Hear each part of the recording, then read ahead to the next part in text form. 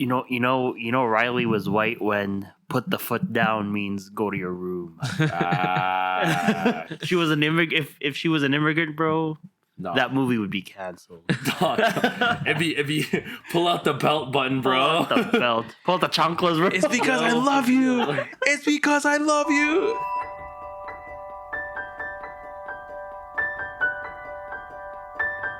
Well, we're gonna try to popcorn this and go off the dome for the most of it.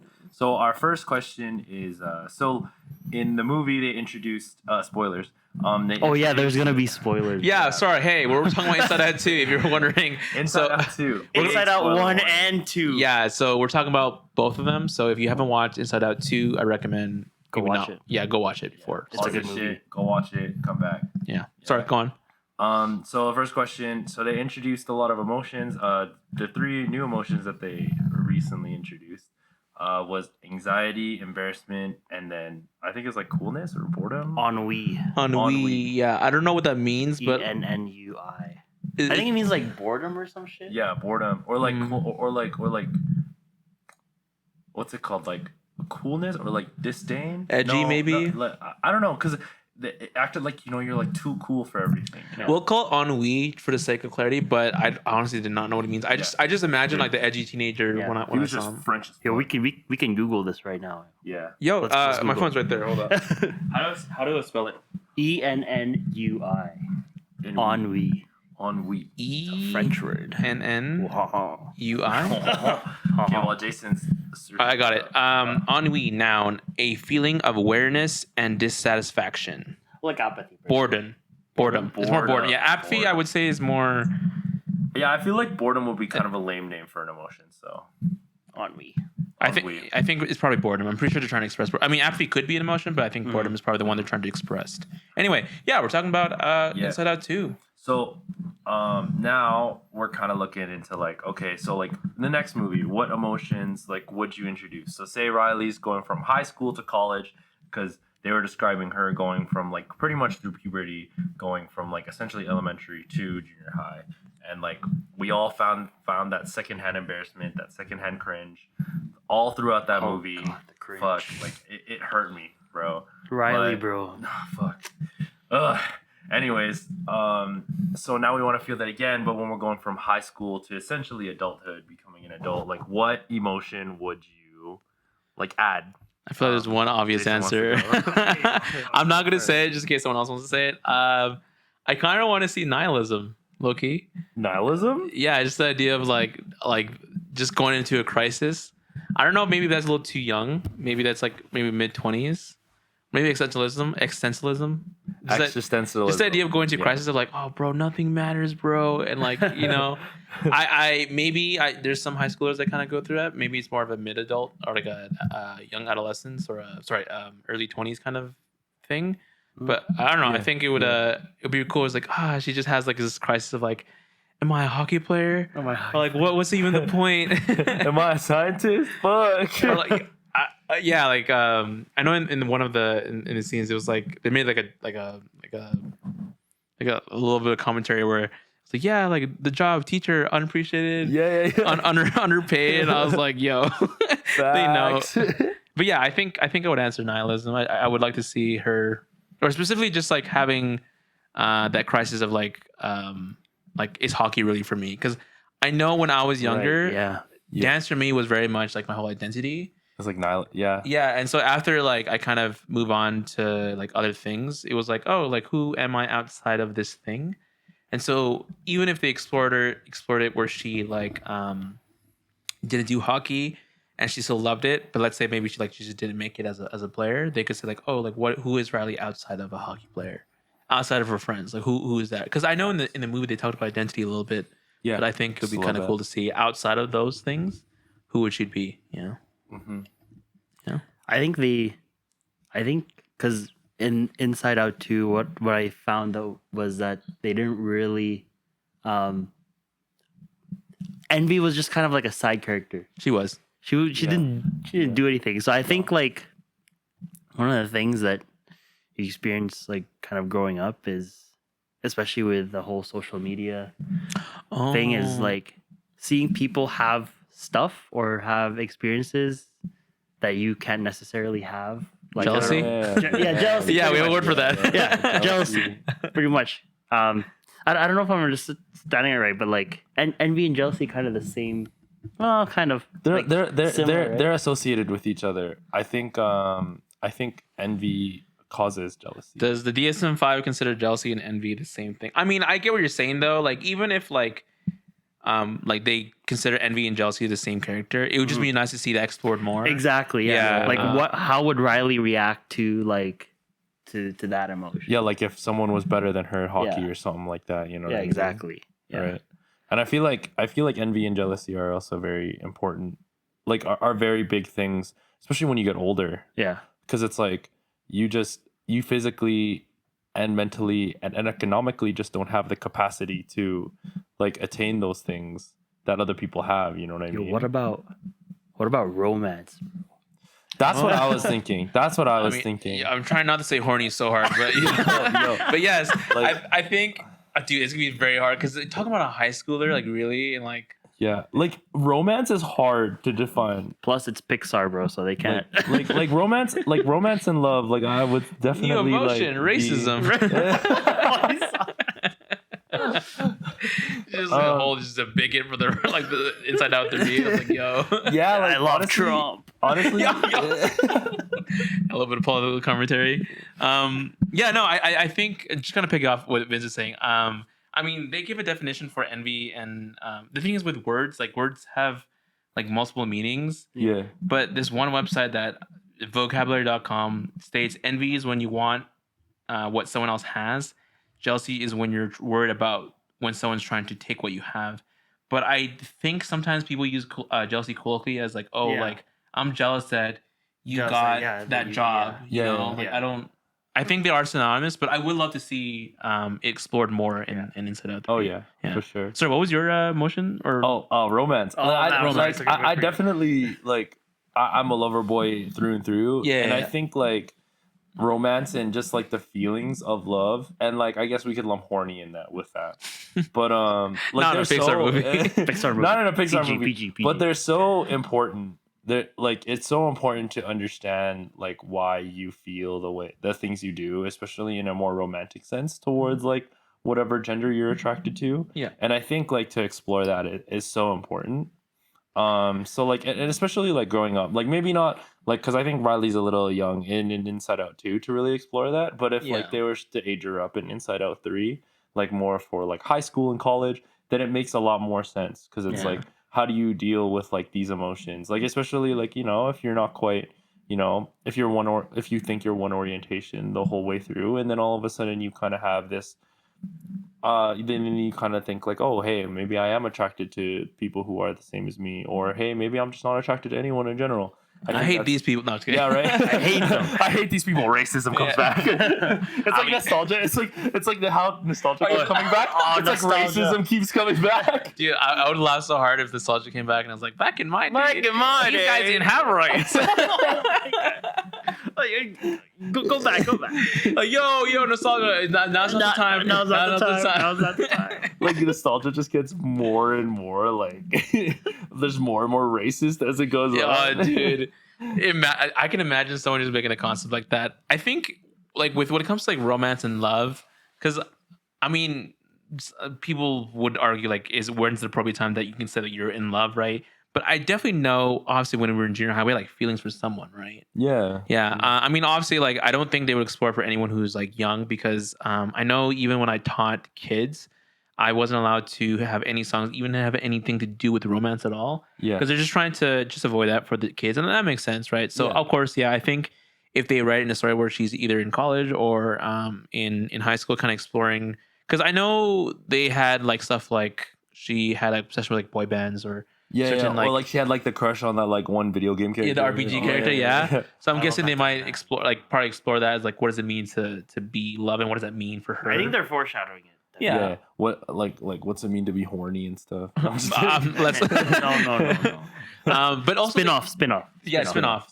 I mean, if it's on the internet and it exists, as they know, as they say, it's like a you know like Cells at Work, like the anime. oh, Cells at Work. That Black, would be crazy. like outside in.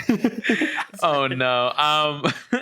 I mean, and they could even explore like other things, like not just like the romantic love, but love between her and her parents. Yeah. I felt like in Inside Out 2, they're a little more sidelined, which I mean, they were telling a different Yeah. story, so it's fine and everything. But because I know Inside Out 1, it was all like family, like the family Mhm. personality, blah, blah, blah. Yeah. So I know like a lot of times teenagers have that phase where they kind of distance themselves from the parents, or like sometimes you kind of get more argumentative with your parents. And then as you get older, sometimes you're able to meet back with them. So maybe they might explore that.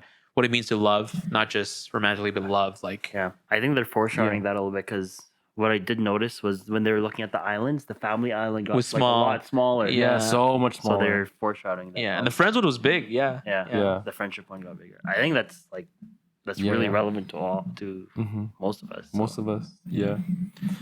That's a good segue into like our next topic. So in the movie, we kind of saw like Joy take over the beginning part of her life and essentially make that her identity, where she became like, oh, I am a good person. Essentially, that was like the mainstay of her identity. And then when anxiety took over, essentially her identity became I'm not good enough. And then like the happy ending, I am Riley. Yeah. She found her identity. Yay! I'm a bird. I'm a dog. But I got that dog. In like, me. do got that dog in me. you guys have any like thoughts on like weighing in on like how specific emotions actually tend to take big chunks of our lives, and like what is your experience with that? Like, did joy dictate a very specific part of your life, or did anxiety dictate a very specific part in your life? And do you guys have any stories kind of like similar to that? I mean, it's very difficult because like they kind of personify like emotions. Yeah. As I would always say, or as they would always say, like in my psych classes, like you can't study the mind, you only can study behavior and infer about the mind. Mhm. Like you can take an X-ray of like the neurons, but you actually can't like study the mind. Yeah. So like Oh, a for lot of sure. times, if you ever study psychology, a lot of times they define it as study of human behavior, because like for example, like someone eating a Snickers bar, and you could assume that they like Snickers, Yeah. but maybe they might be diabetic and they're just eating it just for the sake of getting their blood sugar up, right? So, I mean, but if I were to kind of get inside my mind in terms of trying to personify these emotions, I think I talked about this before with a couple of friends of mine, is that especially with a lot of dudes, they come with this kind of sense of like they feel like they know a lot, and then I feel like the only two emotions they really express is like anger or apathy, or just sense of humor. Because I was talking that with like a few of my family members, where like a lot of times when I had a conversation with a lot of my like male homies, they're like, yeah, like I'm super pragmatic, like I have control of emotions. I'm like, yeah, like I'm not saying you're not, but I just noticed that when you do, it just so happened to be like anger, right? Yeah. And so and maybe that's a bias for me, because I know for me I was a little more hot-headed, especially when I was a lot younger. But I know anger for me was very much like the controlling like force that kind of driven me to do a lot of things. Mhm. In the same way where Riley had anger kind of take over when she was playing hockey and didn't perform well.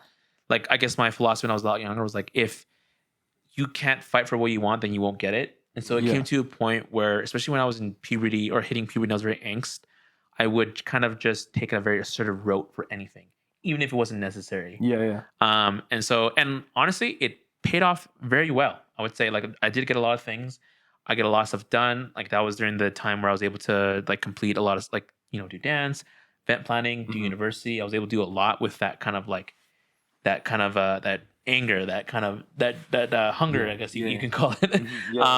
But I noticed that if I only relied on that kind of assertiveness, it really didn't make room for like, compassion, or just the idea of like being able to open up to other people, like be able to empathize. Like for example, like Sadness was a character that was very much utilized in the first movie to empathize with other people's sadness. It's like, oh, I suffer and I see you're suffering and I can see that, right? I didn't really care because I was like in this depression of like, oh, no one's gonna care about you. Yeah. And so I think when I was like younger, anger was very much like the thing that drove me. And as I get older, it's definitely been a step back. And I don't know if that's just like maturity of like, kind of becoming a lot older. But yeah, that like anger was very much a hothead when I was a lot younger. Yeah. Yeah. Yeah, me too. Yeah. I I think what really facilitated that, or what accelerated me just like having anger kind of control the console as per the movie, is getting into League of Legends, yo, Ooh. at a very young age, and oh my god, that game. But yeah, like throughout throughout high school, and also like working at fucking McDonald's, bro. Like, Bro. oh my Yeah, bro. gosh, Dude, Anger's taking the console the whole time, bro. yeah. I'm like whenever I noticed this whenever I got very frustrated easily and couldn't think, like when I ran into like when I was studying, for example, and something that I didn't get, I was just like fucking swearing. I was like swearing at the thing. I was like, what the fuck is this like? Yeah. And I Yeah. thinking back on it now, it's like it's not very one. It's not like a good use of your time where you're just like continuously frustrated, like trying to figuratively bang your head on the wall, trying to look for an answer. Cussing out a bug. Yeah, I think as we said before, it's valuable to like take a step back, and now I kind of see the value of that. But yeah, going through university days and high school days, I think that was kind of the very controlling emotion. I think now, I think I'm a little bit more balanced, but I do have days where anxiety just like Dude, yeah, no. like I was about to say. yeah, 'cause, like, yeah. I had one last week where I was just like, oh, I gotta plan for this thing. Like, I gotta put everything in my calendar. Like, I gotta ask people if they're free to practice volleyball a week in advance, and I gotta pay for this thing, and now I gotta plan for my house, which I'm planning to buy like next year, and like, and I had to get my finances. It's like a constant train like running through my mind, and it's very tiring. So those I do have some days where like that, some days of like ennui where I'm just like don't fucking do anything. Fuck you guys. I need a rot. But yeah, that's basically. Yeah. How about I you, feel Ron? that. I think I think like early on when I was a kid, I think anger definitely played a big part. I think I was just like a really bratty kid. So like I would just get angry I super feel like quick. teenage angst, like that's a very Yeah. common stereotype, and I think I would just blow up at like the littlest things, like especially with my family in particular. Like I would just blow up. And then kind of when I like got older and kind of got out of my anger phase, I definitely think like during high school and like university, I let sadness take a lot of it. Because like for the longest time, like I think like I was just like the feeling of inadequacy was just like a big thing for me.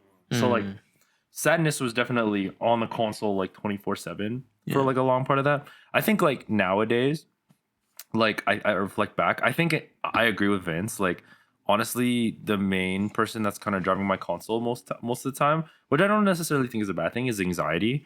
I think like it's always like, oh, like you got this coming up, you got this coming up, you need to prep, and then this and that. Yeah, it feels kind of overwhelming at some points, but it keeps you on your toes. Yeah. You know what I mean? Honestly, yeah, because like, well, I'm doing university right now, right? So, Yeah, and I didn't explain this to you, but I was explaining to Ron. I was taking 7 classes right now, so I'm kind of getting. Like I just finished my last midterm, and Steamroll, Dang. bro. yeah, like, literally, it was like nonstop, and it was. I thought I was bad, but I saw one girl in like my cohort. She was like tearing up when she was trying to explain, like, oh, like I don't know if I can like pass on her, and I was like, oh shit, like I thought I was having bad, but you seem like you're kind of going through it. Yeah. But I feel like that's like, unfortunately, it's kind of part of adulthood. Where you get more stuff. Like, as much like I don't know, like it's. I just imagine myself that like when I get older, like, oh yeah, like I will plan ahead in the future so I can relax. But it just seems like I'm always planning. Yeah, You're always planning ahead. You can always never planning relax. ahead, bro. Yeah, that's yeah. You're so always true. You're always thinking about something. It's the Like, irony. That's what the fucked up yeah. part. It's the irony of like, oh, if I plan ahead and I do this, then I can relax. But when you're on that point where you said you're gonna relax, it's like, oh, I need to do this, on and the this. hamster wheel. Yeah. And so yeah, you're kind of just going to the point of like, hey, I am letting anxiety take over, so that I'm not stressed out later. But then it kind of becomes like Always stressed out. Oh yeah. yeah, like kind of pointless. Oh, where then you are stressed out at the very end, which unfortunately I feel like that's not an adult thing. I don't know, like if I can take like a week off, dude, Fuck. I would give anything. Fuck. I would give anything for a week off. Yeah. Yeah. Is that because what I noticed from the movie, I think it's from the first movie, because it was interesting that we all said anger, and the guy in the movie, the dad, the kind of like the center of the console, Like his was main anger. character. Yeah, his main character was anger, and then like for the mom it was sadness, and Yeah. for the kid it's joy. Is that just like a again like going back to like the male thing? Like is that just like a guy thing, or it's like I was just actually angry okay. all the I was time? having a conversation with a friend of mine. He was saying like when you go through puberty, he was saying like the two emotions you feel most is anger and Horny. horniness, right? And Anger and like a horny. lot of times when I talk to other dudes, I'm like, yeah, that was kind of mostly puberty. Like that was the driving force. Like Sometimes both. and, yeah, and the weird, unfortunately, An right? angry wank. And like Angry wank. and like even when I observe, like for example, like when I look at cause what Karen just got a dog, right? And Yeah. it's a male dog, right? And I don't know, maybe if like, I'm just biased, I've just always seen male dogs, but I've never seen a female dog hump the fuck up a pillow. I've always seen the male dogs, you know, and like there's also that like stereotype, like oh, like dudes are just only wants pussy, right? And it's like, and a lot of times as you get older, like oh no, like as much as yes, like we do have maybe a surplus of testosterone that does increase sex drive. It would be nice to not just center identity around sex because like it only can do you so much, right? Yeah. Yeah. But I will say that especially when like puberty hit, it was like what the hell and anger, right? And so I think maybe it's more of a probably like a male stereotype because like the dad probably had anger and like Yeah. the mom was supposed to be like I guess maybe try to allude that she was maybe more nurturing. Yeah. So they did sadness as the main character, and then of course our protagonist Joy was just Yeah, you know, I think happy. because I think like sadness is more like sadness is very much associated with empathy. yeah. So it's like I think that that's why like nurture and empathy are very much intertwined. They probably assigned that to the mother. Yeah. I mean, they could have just threw a curveball and just like had sadness for the dad and anger for the mom. Right. But I guess I don't know. Maybe people might have a problem with that. It's like no. You know, Riley was white when put the foot down means go to your room. She was an immigrant. If she was an immigrant, bro, no. that movie would be canceled. Dog. It'd be pull out the belt button, Pull bro. out the belt. Pull out the chanclas, bro. It's because I love you. It's because I love you. Yeah. Damn.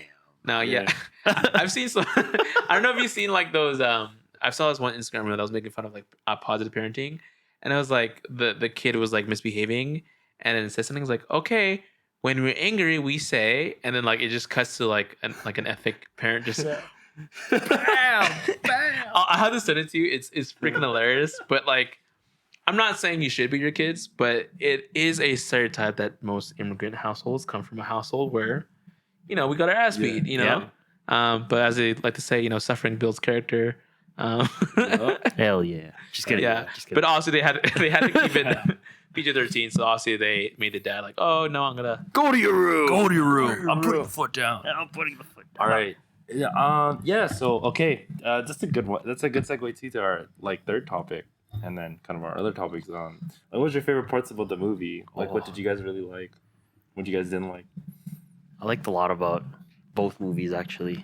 I guess for the first one, I like the theme of like sadness being like Riley realizing, or I guess not Riley, but Joy mostly realizing that sadness is an essential emotion to have because you can't be happy all the time. Yep. I think how oh damn shit thunderstorm.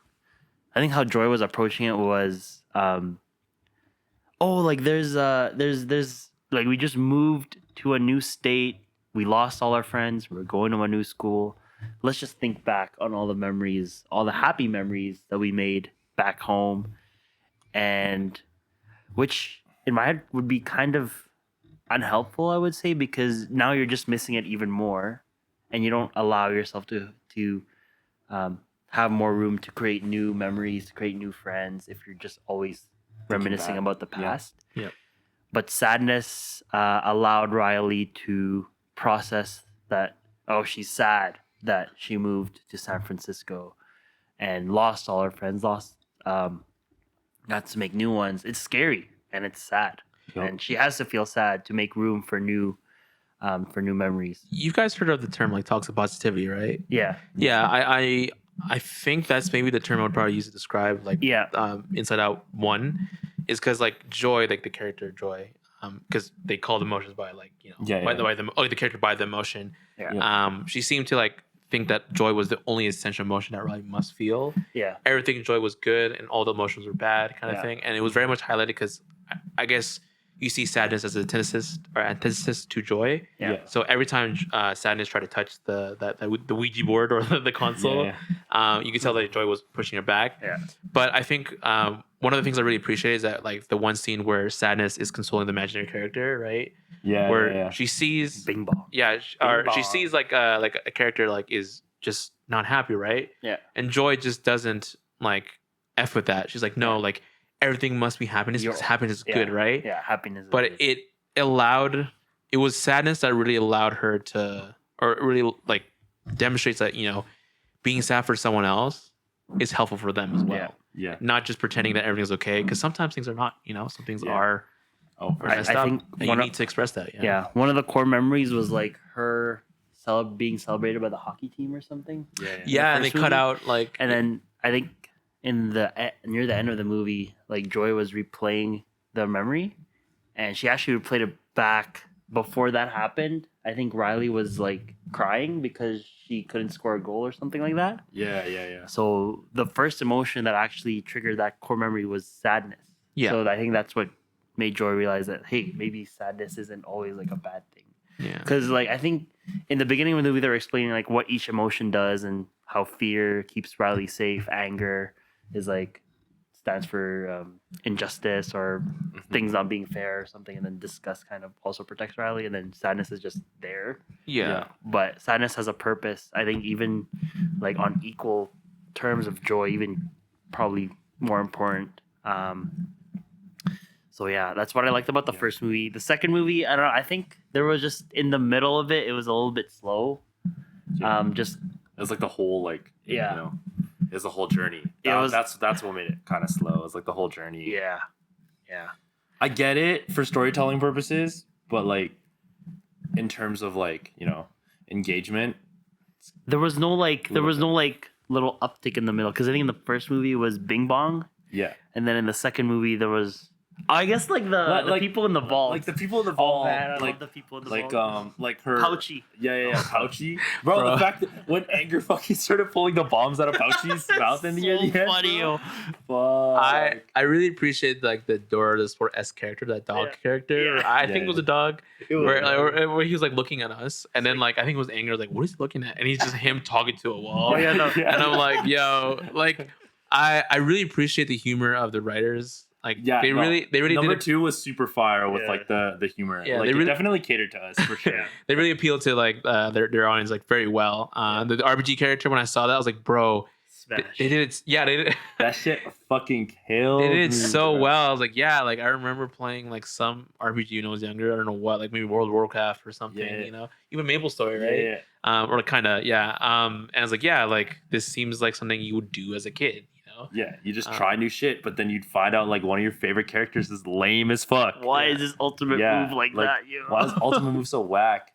I think like one They of need my to patch him, yo. yeah, one of my favorite things is actually like the characters in the vault, and I kept joking around with the friends that I went to go see it with. I was like, yo, like, because you know how like the dog is talking, like, I was like, yo, like. The character that's in my head is fucking Blue's Clues. Blue's like, Clues, yeah, it's like Yeah. it's like anytime my emotions are out of whack, it just goes pow, pow, pow.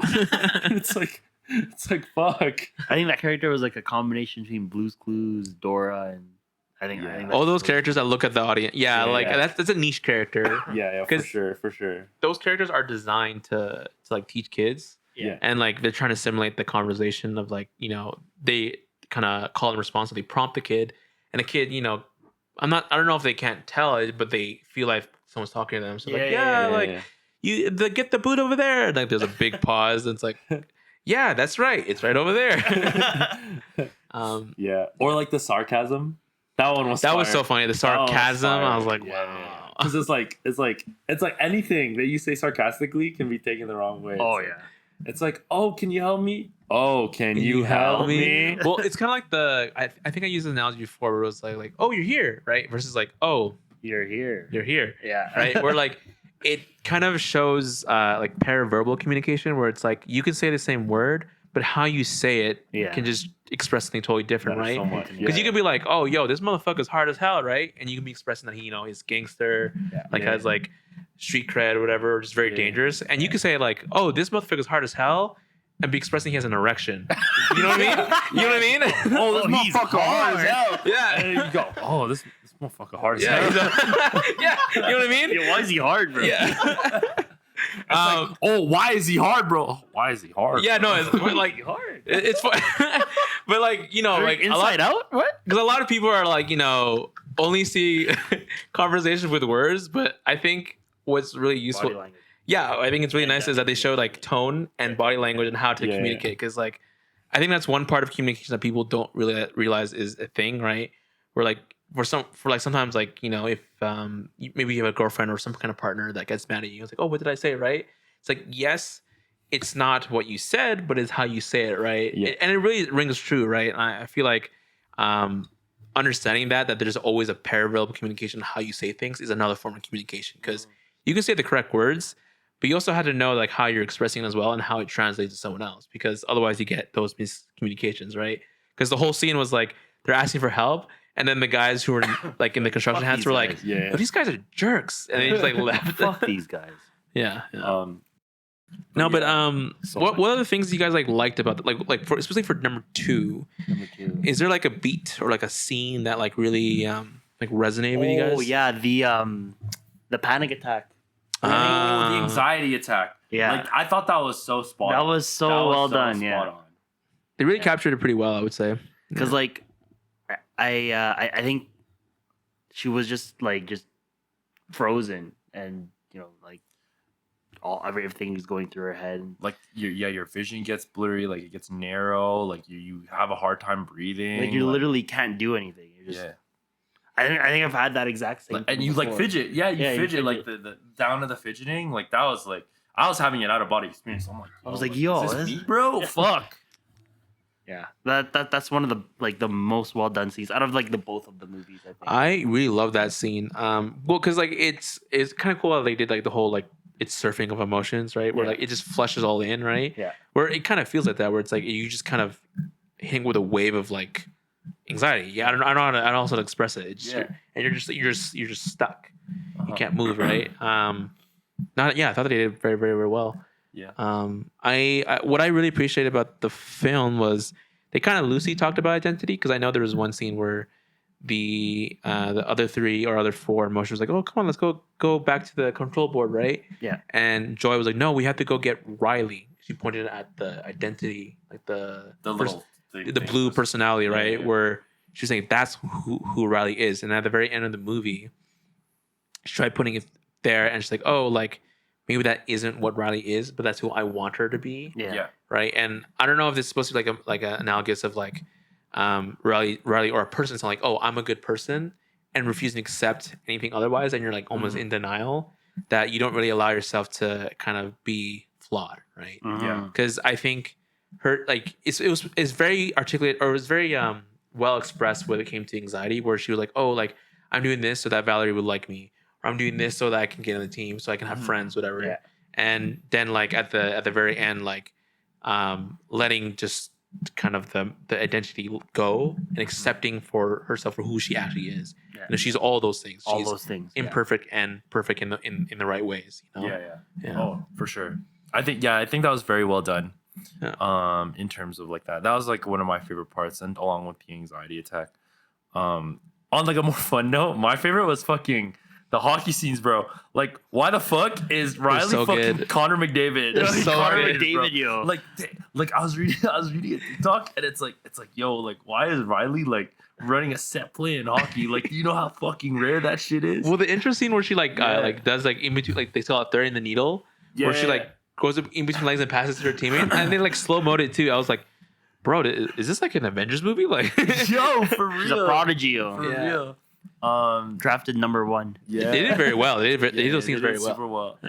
And I think like another one that was really good was like kind of like showing like her struggling with like the side effects of what happens with like anxiety and stuff like that. So like you don't sleep a ton, like you're Yeah. constantly like focused on what you really like your future and stuff, like especially when anxiety controls your life, like it's so unhealthy because it's like you're striving so hard toward the one thing that like think is going to set you up for the future, especially in terms of anxiety. And it's just like you don't realize like how neglectful you are of every other emotion, and you're also like your mental health. Like I think like a lot of people kind of glossed over. It's like, yo, why are we awake? Like they're always like it was like every emotion was always like, yo, like why are we awake again? Like, and I feel like that was like such an important thing because like I think like in the back of our heads they're really like trying to tell us like, yo, like sleep is important, and like, you know, like having a regular schedule is important. Because it's like all of our emotions are always like our body is essentially telling us like, yo, what the fuck is happening, bro? I like how they depicted anxiety having a lot of utility in the beginning, where she got stuff done. You know, they really tried to highlight like, oh, like they kind of showed like a little bit of incompetence from Joy, and it showed how well anxiety was doing. And then as the movie started progressively getting throughout the story, they were kind of seeing the damage anxiety was kind of doing. Because we kind of mentioned earlier, like, you know, as an adult, we're always anxious, right? Because we're trying to get stuff done, and anxiety is a good motivator for that. You know, like we go to our 9 to 5 jobs, we, you know, get our stuff done, we get all the errands done, but it's like, dude, at the end of the day, like I'm doing all this stuff and I'm getting it all done, but when can I like feel joy? And when can I feel rest, right? So like I don't know, I just thought it was just a really good way of like showing that, you know, in those characters. I thought was pretty well done. I think one of the things that I also liked about the second movie was that scene where she goes to the coach's office and, like, looks in the red notebook, because I feel like that's the books is like you're mid. You're so mid, bro. Your ass. It was like not ready yet, I think. Like, not ready. Yeah, because as I think like satisfactory. You saw as a kid, I don't know if it is just like doesn't matter where you are in life. It's just you always want like that validation from other people. From other people. People. So and that scene showed how like damaging that can be, because then she ends up overthinking her game the next day and like not sleeping and kind of like being toxic to her teammates. It's like you know what's better than 3 goals? 4 goals. It's like, okay. So I think that scene was really well done too. No, I just think they really achieved it very well. Embarrassment was pretty cool. I was gonna say Embarrassment was pretty goated. Pretty cool, yo. Like before his butt crack, man. Because I'll ask this question in terms of embarrassment. Like, why do you think embarrassment was helping out sadness so much? Like, in terms of like actual emotions and thinking about emotions, do you think that embarrassment was helping out sadness because he felt embarrassed on Riley's behalf, or like? I think it was a plot. Because embarrassment was like a very big motivator in like helping people out. That's kind of like a big brain thing, because like us watching the movie, we felt cringe at Riley's actions, and maybe that's supposed to like embody that cringe. You know, that's just how I'm thinking about it. So like, so do you think that like embarrassment was purposely helping some people because she was cringing at the fact of like the way that anxiety and envy were acting? So that's why like they were going out of their way to be like, you know, like fuck, I need to help these people because I don't want to feel this way anymore. I mean, I can like, if I could break the fourth wall, I'm pretty sure the writers just probably had embarrassment help sadness, because out of all the characters that would help sadness, it would be embarrassed. Maybe envy, but envy probably wouldn't suit her character arc. But embarrassment being like the meek, feeble kind of character, he would be the one to kind of like help her, but like be quiet about it, whatever. I don't know. I thought it was very cute because like the way they depicted like the 4 new emotions were like, you know, the antagonists, and then like of course our 5 you know, older traditional emotions were like the protagonists. But it was kind of at the very end, they all have to be part of the system anyways, right? And so kind of showing embarrassment, being like, oh, like, you know, this isn't right. And I see you're trying to, you know, help Riley as well. And so he like puts a bunch of books to help her. And then so that sadness can actually like do her job. And that was pretty cool. I just found it very interesting that they made embarrassment more of the moral character in this. Kind of like more like in plot wise. Plot wise. They were the more like morality based character in the movie. Yeah. Which was kind of dope. Yeah. I learned some lessons and stuff. Yeah. I mean, the thing I love about like these films is that like as much as like yes, they did make anxiety the antagonist, and at the very end when she's kind of in that tornado, they really show like like she's like can't stop, and it took like a mountain of like the other emotions and like all the pressure for her to stop because like, and honestly that's kind of how anxiety kind of works. Is that like it creeps on you, or like it keeps functioning, and like the actual overwhelmingness of always being anxious, pardon me, creeps up on you to the point where you like can't stop, right? Yeah. And so like yeah, like I know when it came to that last scene where like she like would not let go, like it took like literally everyone like hey like anxiety like you can stop, and then like literally just Stop. yeah. I mean that's one lesson that I feel like us as adults need to do. Yeah. Like, do you guys find like? I mean, we talked about this earlier, but like as you get old, do you guys think that this could be like not to maybe ruin your future, but do you guys ever imagine yourself like hopefully that you can slow down, like actually slow down, or do you think like it's gonna be a long hill to climb to enjoyment?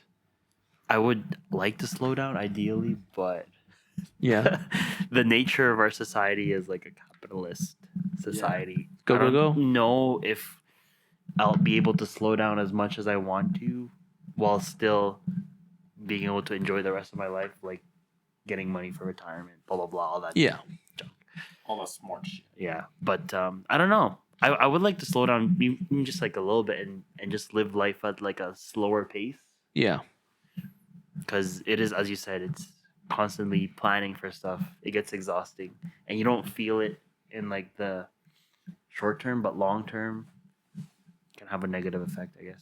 yeah. It's one of those things that like you wanted to get your shit together, but getting your shit together requires you to commit a lot of time to that. Yeah. And a lot of energy.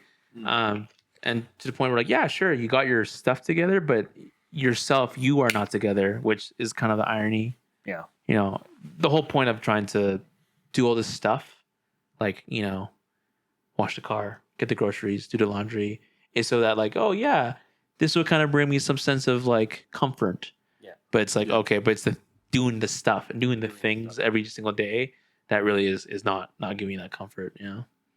Yeah. I know the one sad part in the movie where like they're on the mountain on the back of the conscious, and like Joy was like, you know, maybe as you get older, like I forgot what he said, like people don't feel joy anymore. And I was like, damn, and I was like, bro. I remember sitting there and I was like, yo, can whoever wrote this, fuck you. Yeah. What the fuck? And I'm just like in denial, like, yo, no, like I have to, you know, do some joy. Like, what's the first drug I can do when I leave this theater, you know? It's like when you grow up, do you just not feel joy? It's like, no. When, did you guys watch like the first movie recently, or you guys? I watched the second. So I watched the first movie when it came out, like what, 10 years ago? Oh, like when it first When came out. And then I watched the second one last week. Yeah. Yeah. I think I last week. watched the second one a couple weeks ago, and then the first one I watched like right before I watched the second one. So I actually rewatched the first one Just to get it before refreshed. Perfect. Okay, so this episode. in you guys' opinion, which one do you think is better and why? I mean, I think original bias is kind of. I think the original one, no matter what, like series. Yeah, like Shrek the movie. You know? For my hell yeah. Shrek 2 is fire though. Yeah, Shrek 2 is pretty good. Most of the time, the original one will always be good, but I think like the second one is more relevant to Us. me. I think. Yeah, I do Yeah. like the second one a lot more personally. Yeah. I think the first one made me tear up. Like I wouldn't cry, but like almost tear up, especially when it came to like the imaginary friend. You know, when like the rocket and they were singing, and then like I think after like X amount of times we were trying to tempt Oh, yeah. the imaginary guy like walked like jumped off, and then Joy was able to get up, and he was like, and he just like basically just like, you know, Peter Parker Thanos snapped out of there, and I was like, R.I.P. to the goat. I was Bing like, bong. dude, really? Long RP. Because I did watch the first one with Karen, and then yeah, she started tearing up when we watched that. I was like, oh, like yeah, Poor Bing Bong Yo. Come on, man. Bro. You deserve better, bro. yeah. And I really thought I forgot that he died in the first movie, and I thought he was gonna come back in the second. I was like, "Where's Bing Bong?" Yeah. And then I He- rewatched it. I was like, "Oh, he's fuck, died, he's bro. died, yo. He's Gross, died. Why did he bro. die?" no, I guess because like most adults don't have imaginary friends, so they had to like kind of had some realism per se. Yeah. So they had to like kind of figure out a way to get rid of the imaginary character. We're like, damn, but come on, man, like it was like him, sadness, and joy were like the three characters that were kind of like you get to know, Yeah. and the core It was characters, right? centered around them. Yeah. And then they basically just made a death in a kids movie. I'm like, I didn't know you could do that. Like I thought, like I never thought they can like have a death in like a kids Yeah. movie, and then next thing you know, a character dies per se. Yeah. And I'm like, bro, like these kids are gonna be crying walking out this theater. Like, I killed my Bing Bong. I love Bing Bong. yeah. But I think I would rate the first one slightly better on the second one. Mhm. But I did appreciate both. Yeah. I think I like the second one a lot more. Yeah. I think it was just because it feels more relatable. Yeah, that's right. Just because of like, like the sports, like I do relate a lot more to the sports Yeah, aspect yeah, of it. I relate a lot more to like the anxiety aspect of it, and just like how well they were depicting a lot of it. And I thought, and they definitely pandered to like our age a lot more I in the think second so, movie. Yeah, I it felt think like so. it felt In like terms of humor as well, like. Oh, Like I feel like a lot of the kids that were in this movie that are kind of around this that were in the movie theater that are on the same age didn't really understand it, but like a lot of the teenagers and a lot of the adults were laughing because we were like we understood a lot of the references and like and like a lot of the secondhand embarrassment we felt like we understood a lot as well, like because we especially experienced all that shit. Too. yeah, like especially like when like Riley's like talking to Val and like those specific conversations where she's just doing too much. when you meet your hero, yeah, or like like the when she was like walking with her teammates, and she's like, oh, like what should my arms do? Like should I move them like this? Put them in the pocket. or like let me just put them in my pocket or whatever. Or like when they're asking her the question about the boy bands and stuff. Oh, yeah. And she's like, oh, like do you listen to like this? And then she's like, yeah, but they're like, you still listen to that? And she's like, no, I never listen to those. I love And, Simple Plan, yo. yeah, bro. And I'm like, I'm Simple Plan and Jonas Brothers to the fucking day I die, bro. But like, Hell yeah. like especially like back in the day, I was like, I would act like that. I'd be like, yo, I would act like that too. I don't listen to that shit. Like, I listen to fucking what was popping at the time. I listen to Drake. I listen Like, to Drake. I listen to pop style every day. Yo, okay, I actually really relate to that scene because even today I feel that because like my music taste, I think one of our homies was like in our Discord was making fun of old music genres that everyone listens to. Yeah. But it's like, oh, actually, I'm not sure what Jason listens to, and I'm like, I just don't share it because like literally like I just feel like I don't listen to most of the genres that most of my friends because like they talk about Pop Smoke or some of the new upcoming rappers I don't know any of the names of. And then they're like, yeah, this person dropped an album, dropped this. And I'm like, dude, I don't know any of these people, right? Yeah. And like, I was like, yeah, like if you were to ask, like, oh, like what kind of music listen? I was like, yeah, I listen to like deep house music sometimes, but I also don't like going to EDM festivals. So like, I don't know, like, yeah. So like, we're trying to relate because it's kind of tricky when you're trying to form your identity about what you like, and what you don't like, right? And so if you see all your friend groups kind of dressing a certain way, listen to certain music, right? Obviously there's that kind of secondhand embarrassment of like, or just that firsthand embarrassment of like, oh, I feel like I'm not normal per se, and so you start doing stuff to kind of like fit in. But as I don't know, hopefully as I got older, like I feel like I've been able to get rid of that a little better. So, but I remember like being at Riley's age, like yeah, like I honestly would listen to whatever else listen to. You know, I remember like borrowing my brother's iPod and like it's like, yeah, whatever he listened to, I would listen to. And it was a lot of like that emo phase, like the Green Day and like the Panic at the Disco. Yeah, and I was like, and as I'm older, I'm like, dude, I just don't like this kind of genre. No, I get you. Yeah. I get you for sure.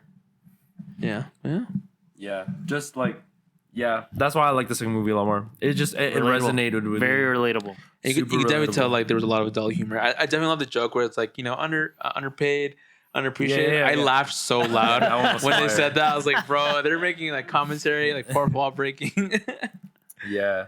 Yeah. And like the character, like even the side characters, like, you know, like where it's like, oh, she still likes this character at this age, like the Blue's Clues type character. Yeah. She's too afraid to admit that she still likes this character at this age. And then it's like, And then when it came to the RPG character, they're like, I never got what she saw in him, like why she had a crush on him. And then he fucking turns into a ball and shit. Like that shit fucking killed me. Like, yeah, like I like, and then you were mentioning Jason, like, where he's trying to go through the door and shit. Yeah. But he couldn't go through the door because he's a fucking 2D ass character. They did so well. Like I think because like of course like I'd assume that when you make family movies you have to make it for the family per se, right? So of course the adults will take their kids to watch the movie, right? And I have to remember that, like, you know, I'm 27, right? People would have kids at this age, right? Oh yeah. 100%, So like the yeah. humor is gonna be like millennial-esque humor, right? And I keep forgetting that because like I remember watching, like, for example, if I watched like either Shrek or even like, you know, like the old the Dr. Seuss live action yeah. with what's his name, the guy who played Austin Powers, whatever. Yeah. Fucking Jim Carrey or some shit. It wasn't Jim Carrey, but it's like those kind of guys, right? Yeah. I rewatched it recently, and a lot of the humor is like a lot of adult jokes, like the adult jokes, right? But as a kid, I just didn't get it because I didn't get it. Flies past your head. And then as you get older, you're like, rewatch it, and then it is like, yo, that's a dirty fucking joke. yeah, Right?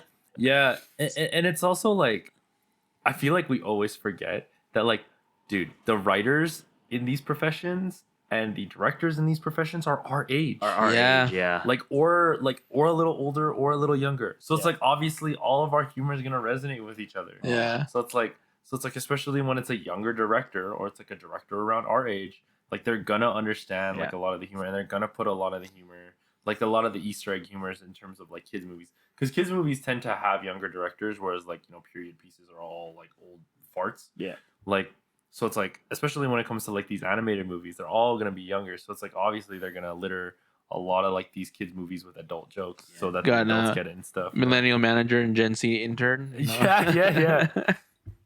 Yeah. That brings us to the end That of our brings us to the episode. end. So yeah, no, it was a good movie. Go watch Inside Out 2 Yeah, and go Inside watch Out Inside 1 Out if 2. you haven't watched it. They're both. Well, I good. mean, we just fucking spoiled the whole movie for you, so you must have Yeah. Gotta But- rewatch. Gotta rewatch gotta both. rewatch it. If you don't care, please watch it. It's Please good. watch it. Yeah. It's good. It's just a good movie and good insight onto how the mind works True. and how emotions work. So that's good.